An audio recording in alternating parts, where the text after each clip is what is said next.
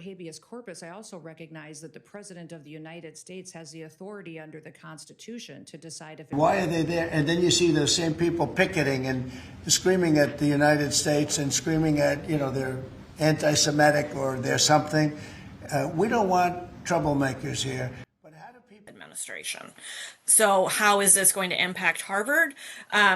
Immensely. Almost a quarter, 25% of their enrollment is international students. And Secretary Noem pointed out that Harvard is very wealthy and that they will be fine without this tuition to, as she put it, pad their endowment. So I just want to make clear that tuition dollars don't go into endowments.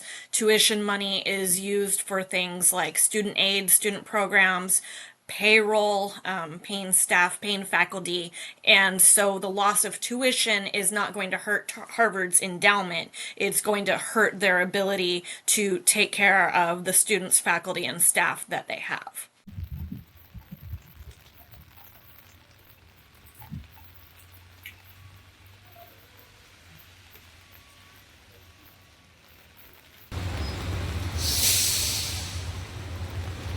Right. So Secretary Noem, either in her letter or in a recent statement, has said, I'm not quoting directly, but that Harvard is a hotbed of dissent, of anti-Semitism, and it somehow harbors future terrorists, perhaps.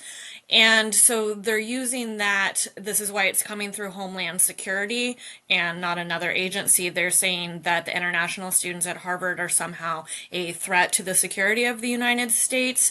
This has absolutely no precedent.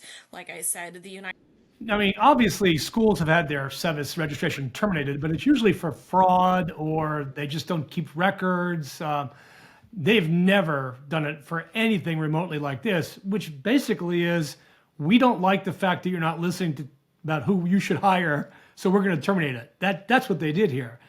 But perhaps this was not necessarily just about Harvard. This was a message to all of higher education that you have to come into line with the thinking of what this administration thinks higher education should be. We're going to see, clearly what we're going to see is a massive drop-off in foreign students coming to the United States starting in September. Well, I think a lot of the administration sees universities as a hotbed of liberals, progressives, people that are aligned against the principles of MAGA.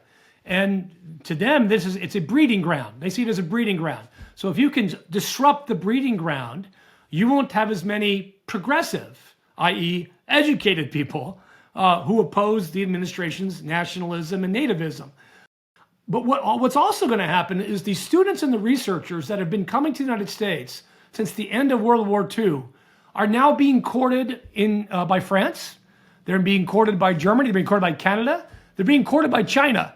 Hey, why go to the United States? Those people are crazy over there. We will fund your research in France. We will fund your research in China. Come here. Again, but overall, there's 1.2 million students in the United States. I mean, there's a lot of foreign students here, many of them keeping schools afloat. Not only do foreign students bring to the campus, university, this international interaction with American citizen students that are there, but they also provide massive funding because they all pay full tuition. So tuition will go up for U.S. citizens at almost every university if we didn't have foreign students. Will 100% go up. This is another action that the administration is trying to take against Harvard is to revoke their tax-exempt status, which, again, based on their very large endowment, would cause Harvard to then owe a tremendous amount of money in taxes, again, hampering research. But tax-exempt status, it's a privilege. It's really a privilege, and it's been abused by a lot more than Harvard, too, by a lot more than Harvard. So we'll see how that all works out. I don't think... Just the requests that they're making of Harvard and other universities, doing what are called viewpoint surveys on both faculty and students, trying to find out ideological beliefs, any sort of political activities. Those have not been seen in the United States for quite some time. Certainly during McCarthyism and the Red Scare, people were more inquisitive, to put it nicely, about people's political views and activities. But, McCarthy faced a tremendous amount of backlash, and for the rest of the Cold War and most of the 21st century, America has prided itself on freedom of speech, freedom of thought, right? And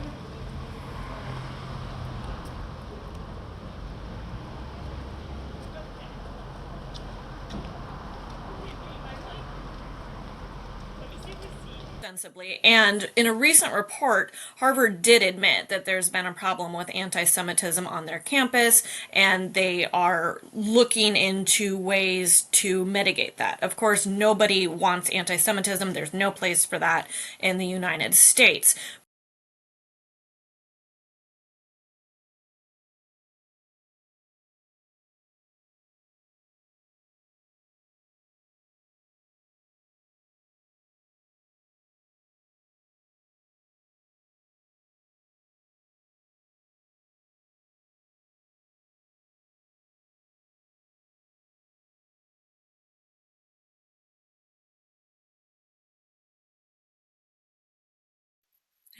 Right. So they've recently, I think the number is about $2.75 billion that they have immediately taken from Harvard.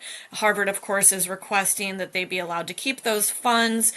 Faculty at Harvard are very concerned, talking about how the revocation of that amount of funds, what that's going to do is essentially shut down some of their labs.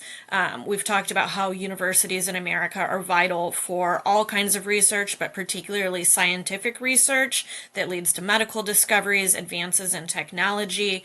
And so revoking those funds without a very clear reason or without a very clear process is incredibly harmful to Harvard. And I also just want to make it clear that while Harvard is being used as this